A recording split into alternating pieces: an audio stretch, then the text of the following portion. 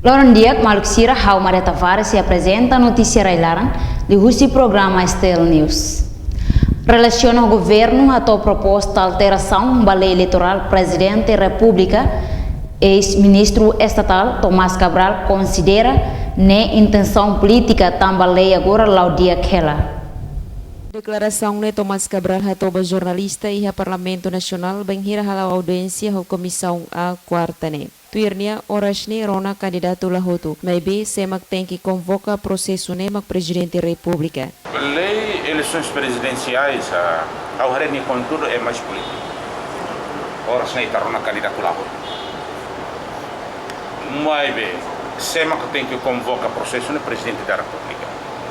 E a janeiro tina noi dia convoca também candidato presidente e candidato individual, maka apoio os partidos políticos. Agora a alteração não vai ser halo lá do na tem alteração nem saída.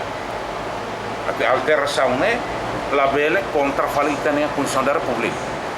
Também presidente da República é pessoa coletiva individual, mas é tam apoio os partidos políticos ou coligações partidárias. Nem pribado candidato a presidente da República. Tuirnia hareba proposta alteração ne bancada CNRT se estuda, hanesan sirania bancada e parlamento. Quando la tuir mandato constitucional se haruka ba Supremo Tribunal halo fiscalização extra constitucionalidade também interesse político. Entretanto, vice-presidente Comissão A Francisco Vasconcelos Hateten, com a alteração lei eleitoral presidente da República, harukona mai Comissão A, vai ver se dá hala audiência pública. Alteração da lei eleição presidencial, se dá por ser que a comissão A se dá para a audiência pública.